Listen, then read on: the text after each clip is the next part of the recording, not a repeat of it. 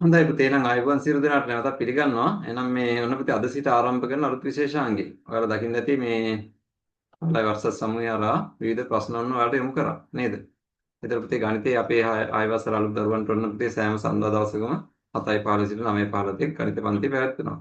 ඊට අමතරව කණ්ඩායම් පන්තියක් යවන්න කවුරු හරි සූදානම් කරලා අවශ්‍යයි නම් 6 සිට 11 ශ්‍රේණි තෙක් ගණිතේ. පැහැදිලිද? මේ විමසීමක් කරන්න පුළුවන්. අවශ්‍යයට මාත් එක්ක කතා බහ කරලා පන්තිය සංවිධානය කරගන්න පුළුවන්. තියෙන කාල වේලාව නම් බොහොම සීමිතයි. නමුත් ඉතින්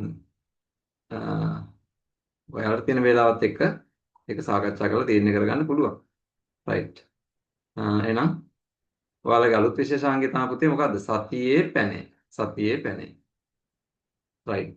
මේකේ කියන පුතේ එකිනෙක ශිෂ්‍යත්ව විභාග සිතන්න මත වර්ෂ සමූහය ආරා වන්න පුතේ ඔයාලා ගැටලු දකින්න නැති.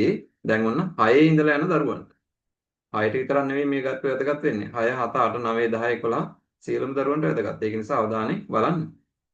මේකේ කියන පුතේ එකිනෙකට වෙනස් ඉලක්කම් තුනක් භාවිත කරමින් සංඛ්‍යා කලාප හතරක් සහිතව ලිවිය හැකි කුඩාම පහේ ගුණාකාරය කීයද?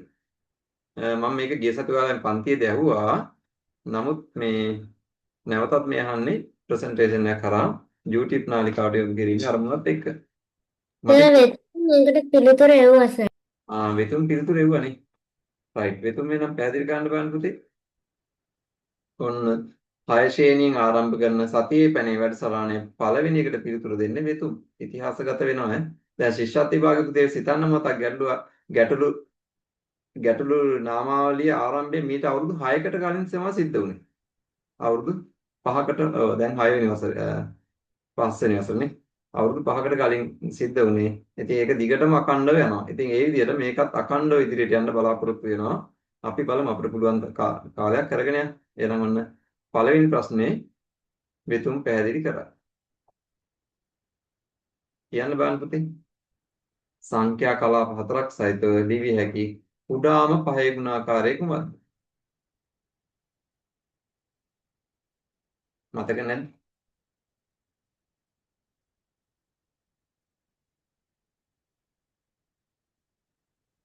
සර් කලාප හතර ඉස්සෙල්ලාම සර් නම් කරගන්න ඕනි සර්. නම් කරගන්න ඕනේ. right. එහෙනම් ඔන්න නම් කරමු බලන්න. මෙයාට මොකක්ද කියන්නේ අපි? බිලියන කලාපෙනේ. බිලියන කලාපෙ. ඊළඟට මිලියන මෙයාට දහස් කලාප. නම් කර ගැනීම අත්‍යවශ්‍ය නැහැ. ඉතින් කමන්නේ නැහැ. නම් කරගමු කියන එක ඔන්න නම් කරම ඒකක කලාපෙට. ඊළඟට සර් පහෙන් බෙදෙන සංඛ්‍යාවක් කියන්න ඕනේ සර්. right. එහෙනම් ඉස්සෙල්ලාම සර් අපි කුඩාම සංඛ්‍යා ටිකක් තෝරා ගන්නවා. පළවෙනි සර් බිංදුව ගන්නවා. බිංදුව ගත්තා. 1 ගත්තා. 1. 2 ගත්තා. right. ආයෙත් දෙක නෙවෙයි සර්. පහෙන් බෙදෙන සංඛ්‍යාවක් වෙන්න ඕනේ සර්. right. අපි මෙහෙම කරමු. දැන් මෙතුන් පුතා මෙහෙමයි. දැන් අපි බිංදුව 1 2 ගත්තා. කුඩාම ඉලක්කම් ටික ගත්තා. දැන් ඔයාගේ දැනුම හොඳයි. ඔයා කියනවා පහෙන් බෙදෙන සංඛ්‍යාව නිසා පහ ගන්නත් ඕනේ කියලා. හැබැයි පිට මේකේ බිංදුව තියෙනව නේද? බිංදුව තියෙනවා. අපි ඔයා ඔන්න පහත් අරන් තියාගනින්කෝ නේද? නැත්නම් එකපාරට මේ පහ ඕන වෙනවා තමයි. right. සංඛ්‍යා 3ක් අවශ්‍යයි. right. right. පැහැදිලි කරන්න බලන්න. සර් මුලින් බිලියන කලාපෙට සර් 1 දානවා. ඔයා දැන් මේ මම කියන්නේ අපේ වෙතුම් පුතා කියන එක බිලියන කලාපයට 1 දැම්මා. මිලියන කලාපෙට බිංදුව දානවා. හරි. දහස් කලාපෙට බිංදුව දානවා. right. ආයස අන්තිමේටම ඒක කලාපෙට 5 දානවා. right. පුතේ ඒක කලාපෙට මම මේ වගේ උත්තර වැරදි කියනවා නෙවෙයි. අපිට අයි ඒක කලාපෙට බිංදුව දාලා 2 දාන්න බැයිද මේ කොහට හරි? සර් කුඩාම සංඛ්‍යාව වෙන්න ඕනේ. අන්න right නේ. දැන් බලන්න කෙනෙකුට පැහැදිලි වෙනවත් එපා නේද පුතේ? බිංදුව දාලා 2 දාන්න පුළුවන් නේ. හැබැයි පොඩි ප්‍රශ්නයක් තියෙනවා. මොකද්ද? එහෙම වුණොත් 20 බවට පත් වෙනවා. එහෙම වුණොත් 20 බවට පත් වෙනවා. අන්න ඒක නිසා තමයි අපේ වෙතුම් 2 ගන්න එපා 5ම ගන්න කියලා ප්‍රශ්නේ පැහැදිලි කරන්න පටන් ගත්ත වෙලාවෙ ඉඳලා කියන්නේ. අන්න ඒක හිතේ තියෙන හින්දා. right. ඔන්න වෙතුම් දැම්මා. කියන්න බං. ඊළඟට සර් ස්ටැන් සර් පුරවන්න තියෙන්නේ. ස්තැම් පිරවීමේ මහා ශ්‍රමදානය. පළවෙනි එකත් පුරවන්න ඕනේ බිලියන කලාපේ. බිලියන කලාප පුරවන්න ඕනේ. අවශ්‍යතාවය නැහැ සර්. ඒක පළවෙනි කලාපින් දෝනේ නැහැ. පළවෙනි කලාපින්ද ඕනේ නැහැ. ඊළඟට මිලියන කලාපේ බිංදු දෙකක් දානවා. බිංදු දෙකක් දානවා. දහස් කලාපේ බිංදු දෙකක් දානවා. බිංදු දෙකක් දානවා. right. ඒක කලාපේ ඒක කලාපෙට බිංදු දෙකක් දානවා. බිංදු දෙකක් දානවා. right. right. ඒතර දැන් මේ ප්‍රශ්න පැහැදිලි කරනකොට ඔයාලා මේ YouTube නාලිකාවට යොමු වෙනවා. ඒක නිසා කැමරා ඔන් කරගෙන ඉන්න අයගේ ඔන්න මූණත් එක්ක වැටෙනවා. ඒක නිසා මේ එහෙම අකමැති අය ඉන්නවනම් ඕෆ් කරගන්න. මම හිතන්නේ ඔයාලා කැමති මම කැමති පෞද්ගලිකව ඔන් කරගෙන සම්බන්ධ වෙනවා. කවුරු හරි අකමැති අය තියෙන්න පුළුවන්. right. එහෙනම් වෙතුන්ගේ පිළිතුර හරියද? සන්ලි හරියද?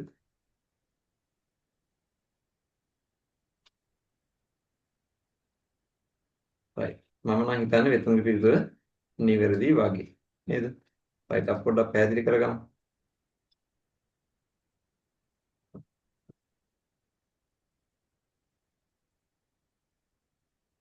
මේ ප්‍රසන්ටේෂන් එක ඔන්න පොඩ්ඩක් එහාට මෙහාට ගියා right. ඉන්න මම ගන්න ඉක්මනට.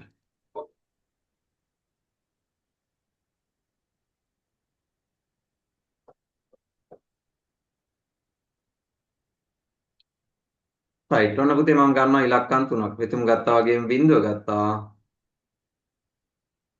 එක ගත්තා.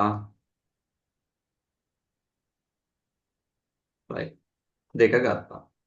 right. ඔන්න පුතේ මේක තමයි පුංචිම පොඩිම ඉලක්කම් තුන. 1 බිංදුව 2 නේද? එහෙනම් පුතේ මුලින්ම බිංදුව දාන්නේ මොකද වටිනාකමක් නැති නිසා. මම 1 දැම්මා. right. ඊළඟට බිංදුව දානවා අගට. ඇයි ඒ? 2 දාන්නේ අගට 2 දැම්මොත් හොඳයි. හැබැයි 2 දැම්මොත් 5න් බෙදෙන්නේ නැහැ. 2 දැම්මොත් 5න් බෙදෙන්නේ නැහැ. ඒක නිසා මම බිංදුව දානවා. ඊළඟට පුතේ 2 දානවා මෙහා පැත්තේ. අන්න 20. එතකොට හැබැයි පුතේ පොඩි ප්‍රශ්නයක් තියෙනවා. අර වෙතුම් පුතා වගේ කිව්වේ නේද? 20 වුණොත් අගේ වැඩි වෙනවා. එහෙනම් මම 2 ගන්න නැතුව 2 අයින් කරලා දානවා. මොකද කරන්නේ?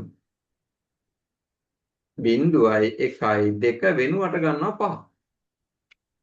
1 දැම්මා අගට 5 දැම්මා හිස්තැන් පුරවනවා පුතේ බිංදුව වලින්. හිස්තැන් පුරවනවා බිංදුව වලින්.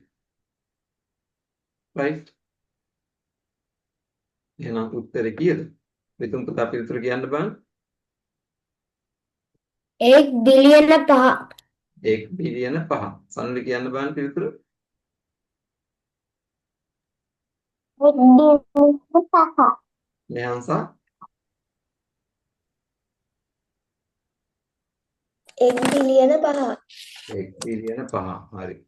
සතුටුයි. right. අපි ඔය එක්කම ඊළඟ ගැටලුව සාකච්ඡා කරලා අද දවස් වැඩ කටයුතු අවසන් කරමු. නේද? අද පන්ති අතරතුර තමයි මේ වැඩේ කරන්නේ. පන්තියට සම්බන්ධ වෙන දරුවෝ අපේ පන්තියත් එක දිගටම හිටියා. පන්ති අවසන් කරන්න කලින් ඔන්න ගැටලු දෙකක් පැහැදිලි කරනවා.